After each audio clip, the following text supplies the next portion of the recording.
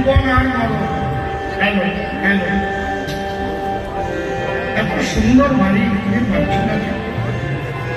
Hello, জীবন একটু ঠিক সুন্দর হয়। জন্ম এবং মৃত্যু, এই জগতের এক নাম কি? দুনিয়া। এক নিয়ে নাকি আমার কথা যেন বুঝতে পারে মানুষ, জড়িয়ে যায় না যেন। এটা কবি গান না।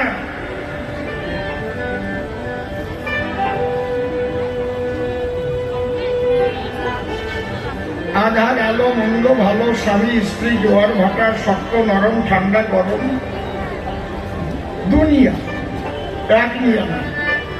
জন্ম মৃত্যু,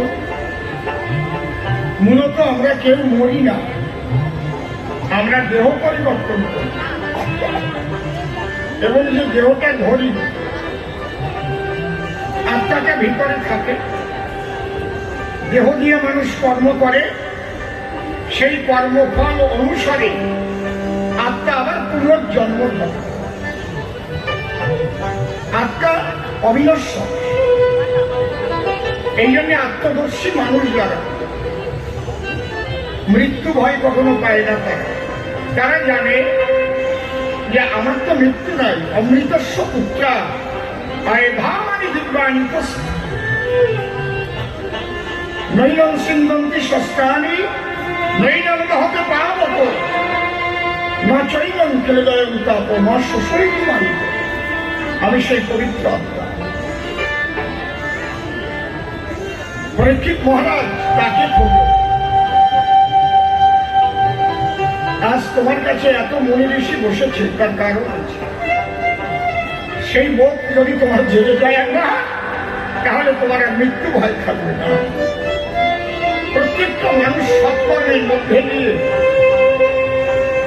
আবার ভালো জন্ম পেতে পারে, আবার অসৎকর্ম করলে তার অধঃপতিত হয়। মানুষ হয়ে যদি সাপের মতো কাজ করে সর্প পুড়ে যায়, মানুষ হয়ে যদি পশুর মতো কাজ করে পশুকুলে জন্ম হয়। আগে সদ্গুরুর স্মরণ নিয়ে নিজেকে চেনো। আহা,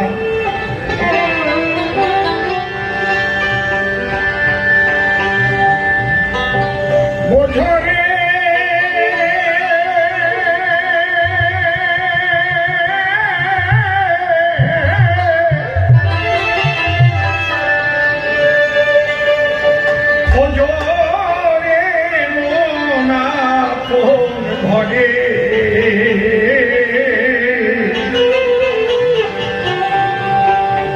মানুষ কোন জনা,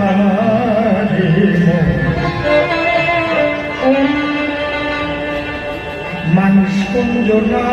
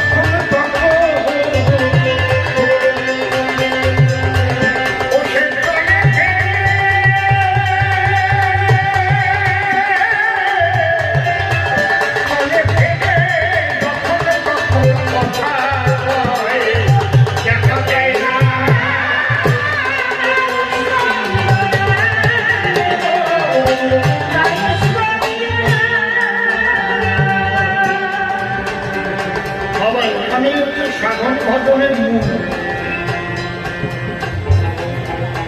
এখানে হচ্ছে সাধন ভজনের মূল। বৈষ্ণবরাও বলছে আত্মতত্ত্ব জ্ঞান লাভ করো। হাদিসে বলছে ওরে মিন মুমিনিন আরশ আল্লাহে তাআলা, আল্লাহ তাআলার আরশ মুমিনের দেহে।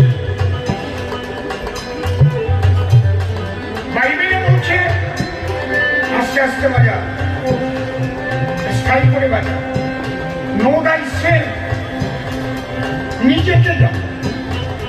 আমি তো আমাকেই চিনি না, এই জন্য মৃত্যু হয়। আমরা তো দেহ নিয়ে জানাজানি করি, দেহ তো পড়ে থাকে, দেহটাকে শ্মশানে নিয়ে পড়ে সারি করে দেয়, কিন্তু কি ছিল আর কি চলে গেল তাকে জানবার জন্য যারা উদগ্র আগ্রহ নিয়ে বসে সাধনায়, একমাত্র তাকে জানলেই মৃত্যু ভয় কেটে যায়। আর তাই না হলে তোমার মৃত্যু ভয় থাকবে, তুমি মায়ার কান্না কাঁদবে, হাহুতাশ করবে, কিন্তু সাধুরা কোনদিন মায়ার কান্না কাঁদে না। তারাও কাঁদে কিসের জন্য? হে প্রভু, এই যে আত্মাটি,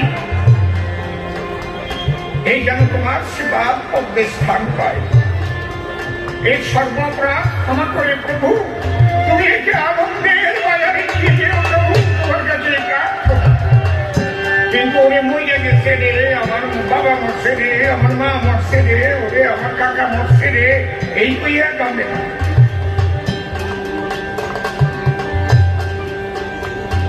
সাধুদের ব্যাপারটা আলাদা না, তারা একটা জায়গায় স্থিত প্রজ্ঞ আছে, তারা জানে যে এগুলো হবেই, দেহ ধরলে দেহ ত্যাগ করতেই হবে, এটা মর্তঘাত। চোখের সামনে থেকে বুঝতে পারছো না? তোমার মাতা, তোমার পিতা, তোমার আত্মীয় স্বজন, পরিবার বর্গ যারা যারা ছিল এক এক করে বিদায় নিয়ে চলে গেল, তুমিও চলে যাবা, এ বর্তমান নাই, যেতেই হবে। ইহাই ইউনিভার্সাল ট্রুথ, চিরন্তন সত্য। এর মধ্যে মূল সত্যই হচ্ছে আত্মতত্ত্ব জ্ঞান। আমরা বলি ঠিক, কিন্তু করি আবার। ডাক্তারের কাছে গিয়ে বলবো, ডাক্তার বাবু আমার মাথাটা ব্যথা করছে, একটা অক্সাউন্ডিং ট্যাবলেট দেন। ডাক্তার বাবু আমার পেট ব্যথা হচ্ছে, একটা জিঙ্ক ট্যাগ দেন, না হয় র্যাম ট্যাগ দেন, না হয় ওমেক্স দেন। তাহলে আমার পেট ব্যথা হচ্ছে, আমার মাথা ব্যথা হচ্ছে, আমার কিডনিটা দুর্বল হয়ে যাচ্ছে, আমার লিভারে ফ্যাট জমে গেছে, আমার পায়ে বল কমে গেছে, আমার চোখে দৃষ্টি শক্তি কমে গেছে, আমার চুলগুলো পেকে যাচ্ছে, আমার শরীরটা ভালো নয়। তাহলে আমি আলাদা, শরীর আলাদা, পাবো ঠিক, কিন্তু বলবো না। কি গাধার গাধা আমি! আর আমি এমন গাধা, আমি যখন বলবো আমি আত্মা মানি না, আমি বড় আত্মা মানি না। আরে মানো না তো, আমার মাথা পাও কেন? বলতে পারো না আমি মাথা ধরছে, বলো ডাক্তার বাবু আমি মাথা ধরছে, আমি লিভার খারাপ হচ্ছে, আমি চোখ কম দেখতেছি। যারা ঈশ্বরকে মানে না, আত্মাকে মানে না, তাদের একটা প্রশ্ন করেন, এর জবাবটা দিন, বাপের সাধ্য আসবে। তাহলে আমার যখন বলতে গেল মাইন্ডটা আমার, আমি কি ভাই? তাহলে দেহের মধ্যে একটা আলাদা সত্তা আছে যার নাম আত্মা, সেই সত্তাকে জানতে হবে।